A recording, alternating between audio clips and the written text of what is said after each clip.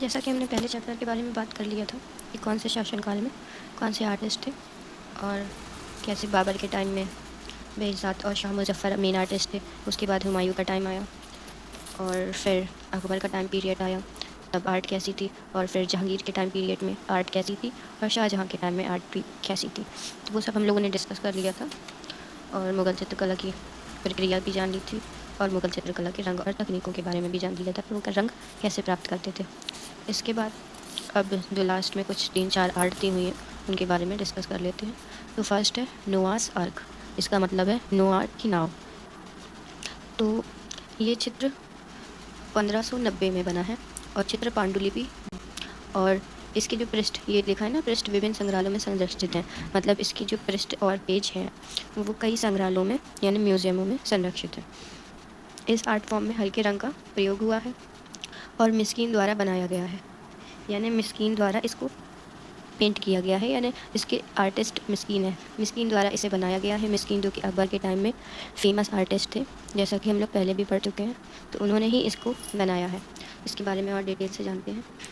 तो पैगंबर नूह जहाज़ में हैं और उनके साथ कई जानवरों के घोड़े हैं, ताकि ईश्वर द्वारा मनुष्य के गुनाहों की सज़ा देने के लिए भेजी गई बाढ़ से पैदा हुई तबाही के बाद दुनिया फिर से पनप सके। यानी ईश्वर के द्वारा ये बाढ़ भेजी गई है ताकि दुनिया तबाह हो जाए, पर नूह जो थे वो बचाना चाहते थे, इसलिए उन्होंने नाव में सभी जानवरों को और लोगों को रखा है ताकि दुनिया दोबारा से बन सके।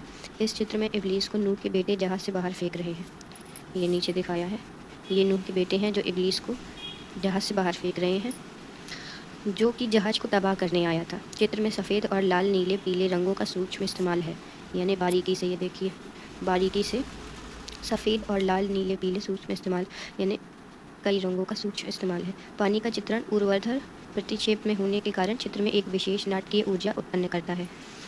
ये चित्र फेयर गैलरी ऑफ आर्ट, सिम्फोनिस इंस्टीट्यूट, वाशिंगटन डीसी, संयुक्त राज्य अमेरिका में संरक्षित है। मतलब ये संग्रहालय का नाम दिया है जहाँ पे ये आर्ट फॉर्म संरक्षित है। तो ये है वो आर्ट। ये वाली आर्ट कंप्लीट हो चुकी है।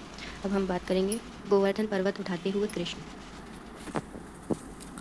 तो इसमें ये दिखाया है कि ये कृष्ण है और इन्होंने जब वो गोवर्धन पर्वत उठाया था, ये उस टाइम का चित्रण है।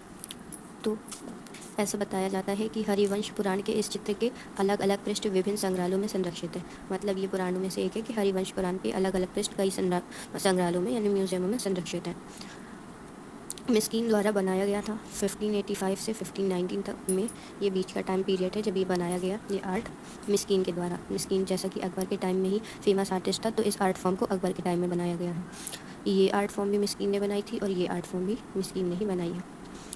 और ये चित्र metropolitan museum of art, New York, संयुक्त राज्य अमेरिका में संरक्षित है। हरिवंश पुराण उन कई सांस्कृतिक पांडुलिपियों में से एक है जिसका मुगलों ने फ़ारसी में अनुवाद करवाया। जैसे कि मुगल टाइम की हम लोगों ने आर्ट पीरियड के बारे में जाना कि मुगल काल में अकबर ने कई हिंदू पौराणिक कथाओं को फ़ारसी में कन्वर्ट करवाया था और उसका चित्रण भी करवाया था। महाभारत का भी चित्रण करवाया था और कन्वर्ट भी करवाया था, फ़ारसी में उसका अनुवाद करवाया था। भगवान कृष्ण पर आधारित इस ग्रंथ की फ़ारसी भाषा में अनुवाद की जिम्मेदारी अकबर ने दरबार के एक कुलीन विद्वान बदायूं को सौंपी थी। यानी इसको फ़ारसी में अनुवाद करने की जिम्मेदारी बदायूं को सौंपी थी। अब आगे है ये जानना दिलचस्प होगा कि अकबर के दरबार में एक और प्रसिद्ध विद्वान अबुल फजल के विपरीत बदायूं ने अपने कट्टर धार्मिक विचारों के लिए जाना जाता था। हरि या भगवान कृष्ण ने गोवर्धन पर्वत को अपने सभी अनुयायियों, ग्रामीणों और अनेक पशुओं को एक अन्य शक्तिशाली भगवान इंद्र द्वारा भेजी गई मूलाधार बारिश से बचाने के लिए उठाया था। यानी इंद्र के द्वारा भेजी गई बारिश से लोगों को बचाने के लिए इन्होंने गोवर्धन पर्वत उठाया था ताकि उसके नीचे सब आ जाए और उससे बच जाए। भेजी गई मूसलाधार बारिश से बचाने के लिए उठाया था। हरि उस पर्वत को एक विशाल छतरी की तरह उपयोग करते हैं ताकि पूरा गांव उसके नीचे शरण ले सके। तो ये थी वो आर्ट फॉर्म। इसको मिस्कीन ने बनाया है, इसको भी मिस्कीन ने बनाया है, और ये दोनों अकबर के टाइम पीरियड में है। फिर आ जाता है पक्षी विश्राम पर बास। ये चित्र उस्ताद मंसूर द्वारा बनाया गया है। जहांगीर ने नादिल उल अशरफ की उपाधि से नवाजा जाता था। जैसा कि आपको पहले बताया था कि जब ये वाली आर्ट फॉर्म पढ़ाई थी जहांगीर का स्वप्न, इसमें ये जो लिखा है जहांगीर का स्वप्न अबुल हसन द्वारा चित्रित किया, जिन्हें नादिल उल जमान खिताब से नवाजा गया, यानी समय का आश्चर्य। नादिर उल अस्र की उपाधि से नवाजा था, यानी इनको भी नादिर उल अस्र की उपाधि से नवाजा था। जहांगीर के पास कोई बेहतरीन बाज था, मतलब कई बेहतरीन बाज थे, और एक उत्साही परखी की तरह उसने उनका चित्रण करा। चित्र संयुक्त राष्ट्र अमेरिका ओहायो के क्लीवलैंड संग्रहालय में संरक्षित है। जहांगीरनामा में भी ये चित्र शामिल किया गया है। ये दिखाया गया चित्र पक्षी विश्राम पर बाज 1615 मुगल काल उस्ताद मंसूर द्वारा बनाए गए कई चित्रों में से एक है। आपको बस मेनली ये याद रखना है कि इसका आर्टिस्ट कौन है और ये कब का है, बस। फिर आता है ज़ेबरा। तुर्क द्वारा इथियोपिया से लिया गया ज़ेबरा दिखाया गया है। ये ज़ेबरा मुगल सम्राट जहांगीर को उनके राइस मीर जाफ़र ने भेंट किया था, यानी ये गिफ्टेड था। जहांगीर ने इस चित्र पर राज दरबार की भाषा फ़ारसी में लिखाई थी, यानी इस पर कुछ लिखवाया था, दिखाते हैं। ये है वो ज़ेबरा का चित्र, और यहाँ कुछ फ़ारसी भाषा में लिखा हुआ है, और ये क्या लिखा हुआ है इसे पढ़ते हैं। ये एक खच्चर है जिसे तुर्क रोमानिया मीर जाफ़र के साथ इथियोपियन हबेशा से लाए थे, मतलब इसके बारे में डिटेल लिखवाई गई है। ये चित्र नादिर उल अस्र अपने समय के प्रतिष्ठित व्यक्ति उस्ताद मंसूर द्वारा बनाया गया। ये भी उस्ताद मंसूर द्वारा बनाया गया था, ये भी उस्ताद मंसूर द्वारा बनाया गया है।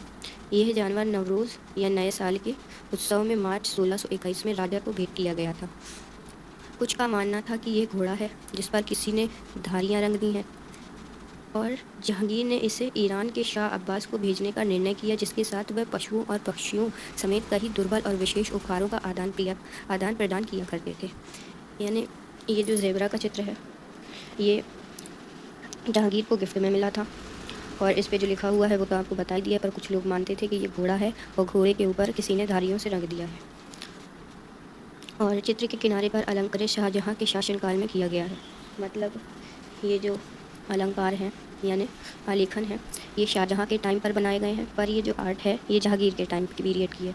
तो मेनली ये और ये उस्ताद मंसूर द्वारा आर्ट बनाई गई है, और इनके बारे में थोड़ा याद रखना है, बाकी कुछ ज़्यादा चीज़ें इसमें याद रखने लायक नहीं होती हैं। फिर हमारा लास्ट आर्ट है दारा शिकोह की बारात। ये चित्र कलाकार हाजी मदनी द्वारा बनाया गया था। चित्र शाहजहाँ के काल का है, मतलब शाहजहाँ के काल का है। आगरा में ताजमहल बनवाया था, जिसने आगरा में ताजमहल बनवाया था। शाहजहाँ को तो नॉर्मल सभी जानते हैं। ये चित्र मुगल बादशाह शाहजहाँ के सबसे बड़े पुत्र दारा शिकोह के विवाह को दर्शाता है। चित्र में मुगल राजकुमार पारंपरिक सेहरे के साथ भूरे रंग के घोड़े पर बैठा है, और उसके साथ उसके पिता शाहजहाँ, जिसके सर पर चारों तरफ एक चमक। ये दारा शिकोह है, और ये शाहजहाँ जिसके चेहरे के पास प्रकाश मंडल है। सफ़ेद घोड़े पर सवार हैं। बारात का स्वागत संगीत, नाच, उपहार और आतिशबाजी के साथ किया गया है। कलाकार ने बारात का बहुत ही सजीव चित्रण किया है। ये चित्र राष्ट्रीय संग्रहालय नई दिल्ली में संरक्षित है।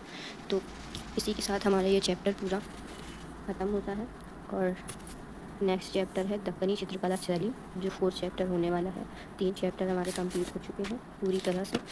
तो अगर आपने पिछला वीडियो नहीं देखा है तो डिस्क्रिप्शन में लिंक है, आप देख सकते हैं। और अगर आपने 1st, 2nd और 3rd चैप्टर भी नहीं देखा है तो उसका भी लिंक डिस्क्रिप्शन में ही है। तो 1st चैप्टर है पांडुलिपि चित्रकला, राजस्थानी चित्रकला, मुगल लघु चित्रकला, जिसे हम लोगों ने कंप्लीट कर लिया है। फिर 4th है दक्कनी, और इसके बाद 1, 2, 3, 4, 5 चैप्टर बच जाते हैं, जिनको जल्दी ही कंप्लीट कर लेंगे। तो अगर आपने वीडियो नहीं देखी है तो आप डिस्क्रिप्शन में जाकर देख सकते हैं।